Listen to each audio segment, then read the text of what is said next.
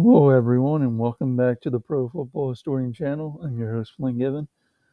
Today, we're going to review, wild card matchups that just occurred this weekend, as well as I think I'm going to go back and look at what I predicted before the season, and see how accurate maybe I was on the playoffs and who was going to play who and who was going to win, and then we'll look at some of the news this week since Friday.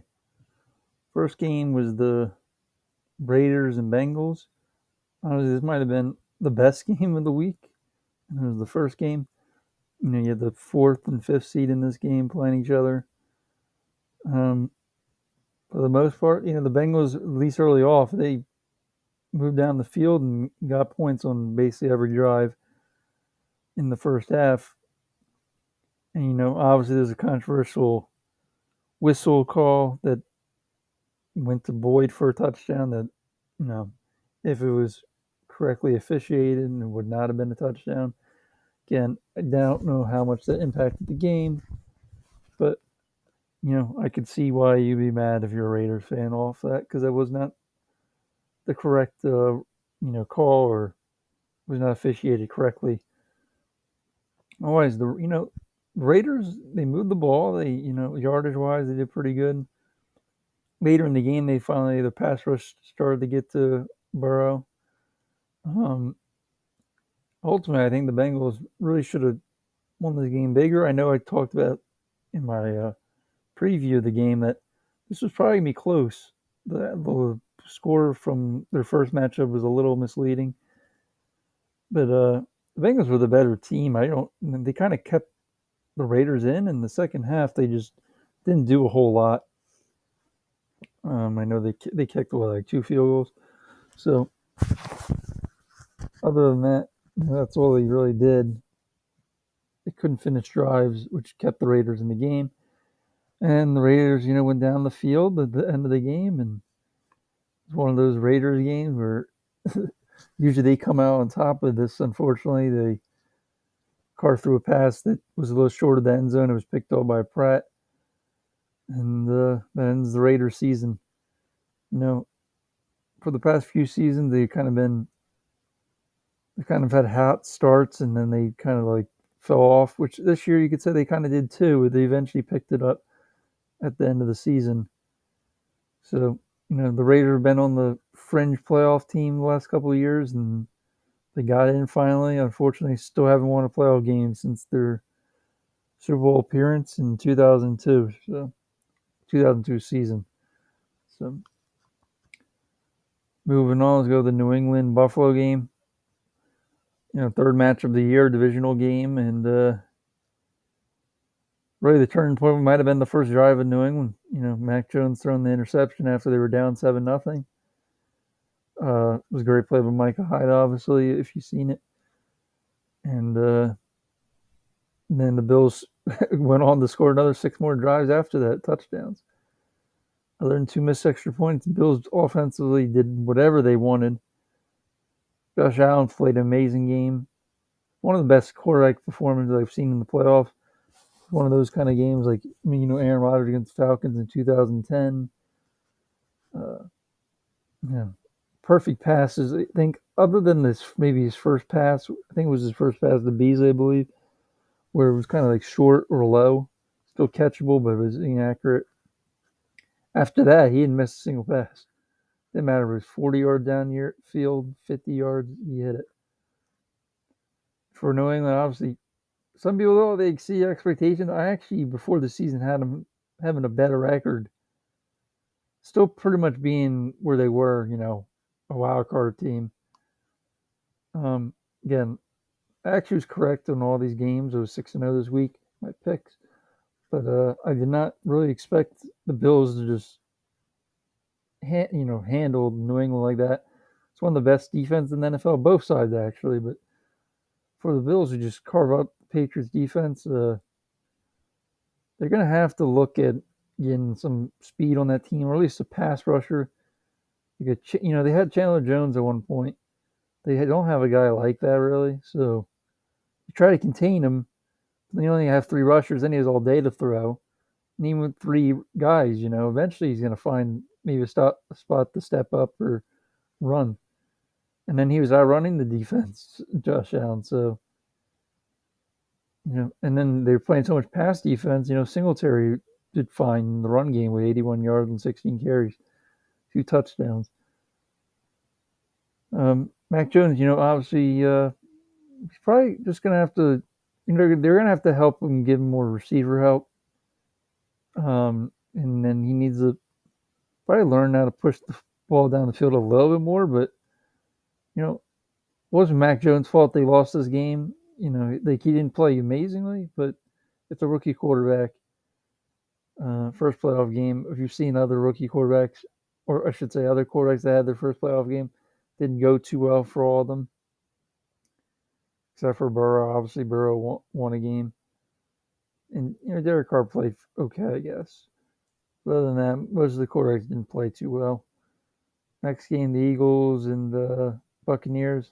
Hurts' first playoff game. Did not play well. Probably the worst quarterback performance this week.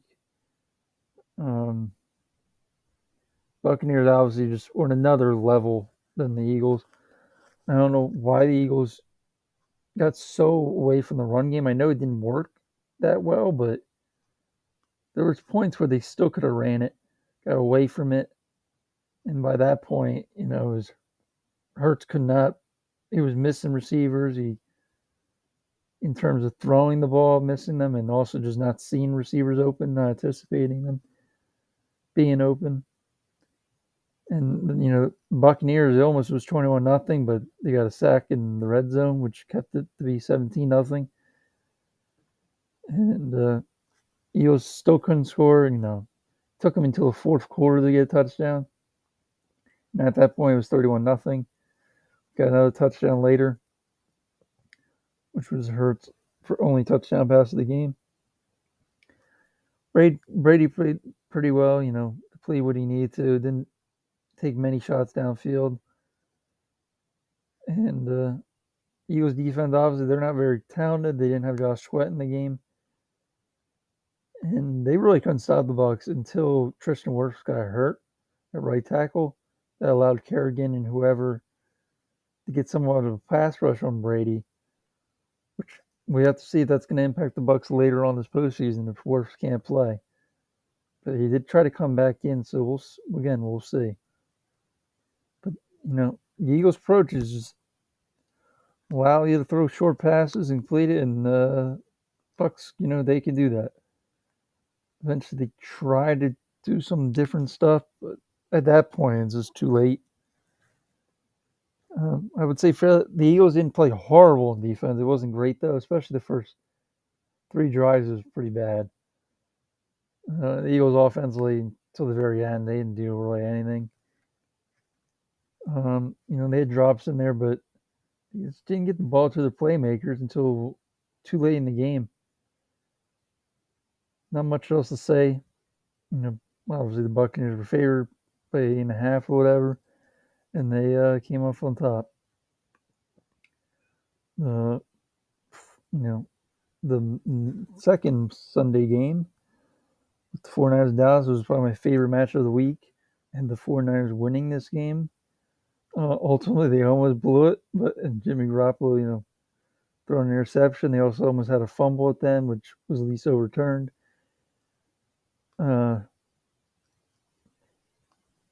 Again, the thing with the Cowboys, didn't play too well against good teams this year, and their concepts. I don't know if it's Kellen Moore or Mike McCarthy. They're a sticks team, and they just throw passes at the first down mark, especially on third down, and it's just too obvious for teams. The good teams are going to figure that out. And like I said in the preview, 49ers are going to be able to stop that run game, and they're going to give that offensive line for Dallas trouble. They're not as good as people think. People just keep thinking this Dallas offensive line's like 5 years ago or even a couple years ago. Like Tyron Smith's a decent player now, good player. Zach Martin, really good player. Rest of the line is not great. Like Leo Collins, if he's on the field, he's fine, but Obviously, Dallas 7 yards for until like mid second quarter. Didn't do anything. Eventually got a Cooper touchdown when they were down 13-0, and then it became eventually 16-7. 49ers. 49ers didn't do much late in the game, and they had many chances to close the game. The quarterback sneak where they didn't have their left tackle move to the right side. Trent Williams wasn't lined up. He didn't get lined up fast enough, and they snapped the ball too quick, making a penalty. And then they had to punt the ball. There was other opportunities. Garoppolo interception. If that doesn't happen, who knows? I doubt Dallas is in the game. And then Dallas, 14 penalties. You beat yourselves. None of those penalties were really egregious. I think they were pretty much all well deserved. And then the game, the controversial, try to run a QB draw on the 14 seconds, and they got too many yards. I'm going to guess like 17 yards, and actually, you could say 17 yards, and they tried to spike the ball, and they just couldn't. Simple as that. Well, I guess they did. They did snap the ball 1 second, but even then, the ref didn't really line it up in the right spot. I don't know why they even let that go, but either way, you know, I'm somewhat okay with the QB draw in that situation. You just have to know, have to get the ball to the ref, and you don't need to be getting 17, 20 yards on a play where you only 14 seconds. You know, just a little mystifying. Playoff game, really the story of Dallas this year. Just too many penalties, too many dumb mistakes. And that goes all to Mike McCarthy, honestly. Not getting his players ready. Um, let's move on, though, to the Kansas City Chiefs hosting the Pittsburgh Steelers. Chiefs are probably heavy favorites, I think 12.5. Like I kind of said, Steelers not going to be able to run the ball in this game. Chiefs' defensive line is too good for that offensive line of Pittsburgh. And they're very good at stopping short passes, which is what Pittsburgh does. So they saw like nothing going to work for Pittsburgh. They eventually threw some deeper passes later in the game, basically when they needed to. Ultimately, both teams started off super slow. Took until the second quarter for anything to happen. It was a TJ Watt fumble return on a Wildcat play by the Chiefs. And then after that, the Chiefs went down the field. McKinnon 4-yard screen touchdown. Next drive that the Chiefs had, another touchdown. Then they got the ball again, another touchdown, 21 points just like that, right before half. Come out, another touchdown right after half. Got the ball again, took no time, another touchdown. 5 touchdowns for Mahomes, 1 for Kelsey at the end of the game on a 2-yard pass. McKinnon looked pretty good at running back for the Chiefs. I'm going to assume he's going to start for them, no matter if Clyde Edwards-Helaire even comes back. Again, Pittsburgh, both 7 seed teams, they just were outmatched in both games. And this looks like Big Ben's last game. You try to fight back, was outmatched, and he had a great career, Big Ben, and I believe that's going to be his last game. Rams and Cardinals, third matchup. Kind of like the Bills. The Rams, they won the second matchup, kind of figured out what they wanted to do. And the Cardinals just horrible start. You don't get a first down until I don't know, after your 7th drive or whatever. It's unacceptable. I mean, and then you had Kyler Murray had the bad game, still a really good quarterback. Second interception was the second. I think it was the second interception. Whatever. He had a pick 6 really early on, second quarter, around 8 minutes. David Long, the shortest interception return for a touchdown in NFL history in the playoffs, 3 yards. Just a lot of bad things on that play from Murray, but couldn't run the ball. They didn't really try to run the ball, and and then you had AJ Green getting knocked out, kind of. They really couldn't stop the Rams. Really, Rams could have scored more. They just had some mistakes, like a Higbee drop on the drive where they were down near the 45. There's a lot of other things, missed passes. Stafford missed like one or two, but Akers looked okay. I mean, he looked pretty good, and honestly. The stat wise, he didn't look great. But they ran the ball a lot, 30 carries just from their two top backs. You had Funk also on 2 runs, and then you had Stafford with 6 runs. Stafford only threw 17 passes. Beckham threw a 40-yard pass. They didn't really feed it the cup. They didn't really need to. And Rams looked like the better team. This was a game I was like iffy on. I was not sure who was going to win. Picked the Rams because not only did I think that they were the better team, I also thought they were the better team before the year. So I'm like, let me go what I firmly believe. I viewed this as the top 3 NFC team before the year with the Bucks and the Packers. And the AFC, I kind of viewed really the Chiefs and Bills as the teams. I'll throw in the Titans this now since I've seen them this year. I didn't know knew they were. I put them in the playoffs, but I didn't think they were going to be number 1 seed. And obviously, they beat both of those teams, so have to throw them in there.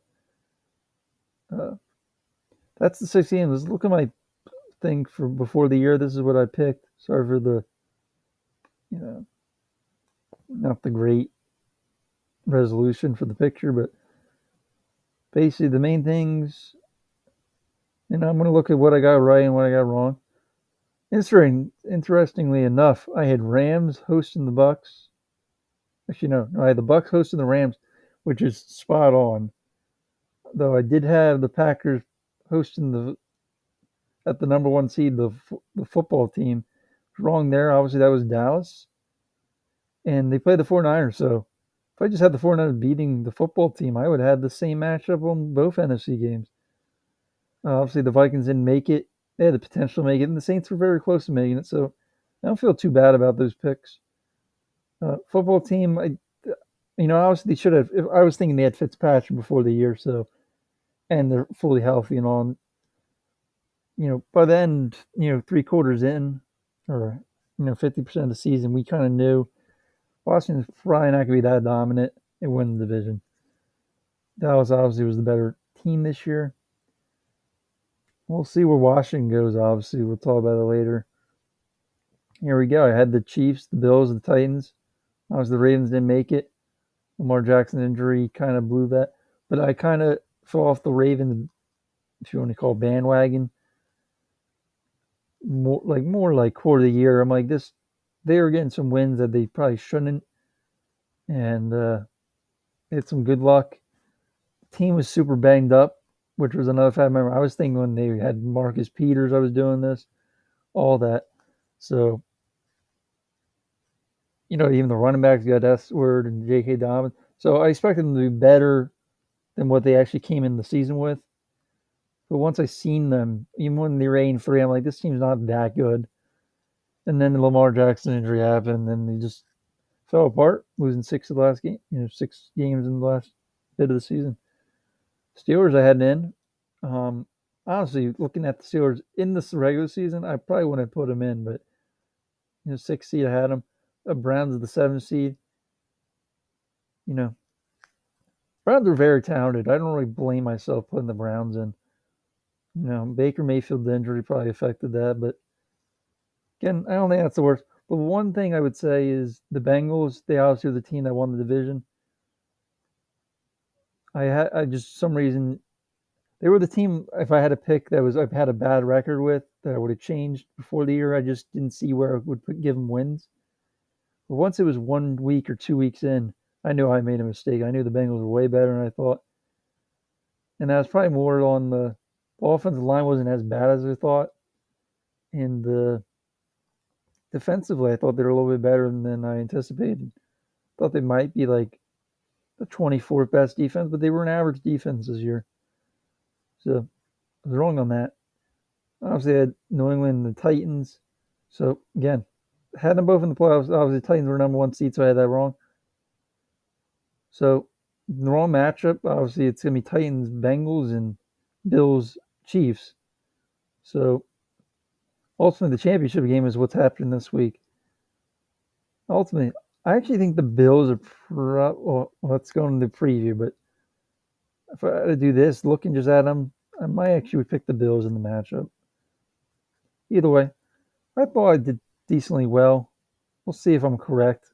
You know, the Rams had an upset. They match up pretty well against the Bucks. They play this week. We'll see where that goes. I'll do a preview of the games maybe Friday. So stay tuned to that. Let's look at some of the news now. Looks like they're going to make some changes. I'm just reading to make sure. I know Ken Norton's at DC, so maybe I guess they're going to let him go. We're going to move on and find someone else. Draft order we don't need to talk about. A lot of general managers again, looked at. Raiders are kind of just starting their looks. They just, which we'll probably see, they just fired Mike Mayock, which, again, for Mike Mayock, I don't know if he made the picks. It could have been John Gruden, so I don't want to put blame on him, but the Raiders didn't necessarily pick well, especially really anywhere in the draft, but especially in the higher rounds. Well, Jonathan Gang interview. I'm not a fan of his defense. Maybe he just didn't have the personnel, and that's why he played so soft and a lot of coverage and didn't blitz. But like he just doesn't. He didn't really adjust. But again, getting an interview doesn't mean anything. More reviews. This is just future deals. I guess for the teams that got knocked out. Well, I think I'm just gonna look. This is okay running back play for the Jags a little bit. Nothing I can really see here too much. For the Raiders and the Cowboys. Robert Foster, had some skills with the Bills. Ben DiNucci, he's been on the roster for a while. Smith's been, a role player in some teams like Atlanta. So they won't retain Mike Mayock. Expect to keep Mike McCarthy. I would give him another year, but you get the same kind of undisciplinedness, and I don't know if that's even a word, but if they're still undisciplined and making all these penalties, you're going to have to make a change. So, injury news obviously huge. They don't have him. I don't know if they're going to be. I don't think they're going to probably win the game anyway. But even for the 49ers too. Fred Warner's probably going to play, but Bosa's that injury. I'm assuming it's concussion, some kind of neck injury, whatever, head injury. Again, they're huge blows. They don't have him. Larry Ogunjobi, he's not going to be playing now. And he's on IR. I guess he's not completely out for like Super Bowl or whatever, but season's probably over. Partial torn PCL for Ezekiel Elliott will have surgery. That's his decision. Hopefully that doesn't affect him next year. Again, we don't know what's going to happen. His contract's pretty big, and they have ways to, they've powered. So, yeah, we'll see. This isn't more rumorville. I don't like to get into it too much, but they're thinking, oh, maybe Brian Flores goes with the Giants and gets Deshaun Watson there. Don't know. Again, I don't think Brian Flores was the guy who wanted Deshaun Watson, honestly. I know it's been coming out. I think that's more of a smear campaign or more Dolphins propaganda to basically say, "Oh, this is why we fired him. He wanted him," even though I think it was the owner, maybe even the GM. Again, a lot of speculation. Nothing really 100% you can take away from that situation. They moved on from Brian Flores, and not saying that was the right move. I wouldn't have done that, but he picked the GM over. I guess Stephen Ross picked the GM over the head coach. Simple as that. No, McDaniel's not getting interviews. Don't know if that's the Colts because he turned down that Colts job a few years ago, or what the case is. Obviously, his offense is not going to look as good when it's not Tom Brady running it, but I thought he did a fairly good job, and I think he kind of deserves to be offensive coordinator. But I can understand even if he wants to stay as an offense coordinator with New England. So again, probably not going to get hired, but this guy should get interviews if he wants to, be a head coach. You don't know his what he believes or what he wants to do. Um, Again, that is all the news since Friday. Appreciate you listening and watching. And I'll come back Friday with a video and preview this week's games, and should be a great week of divisional matchups. Goodbye.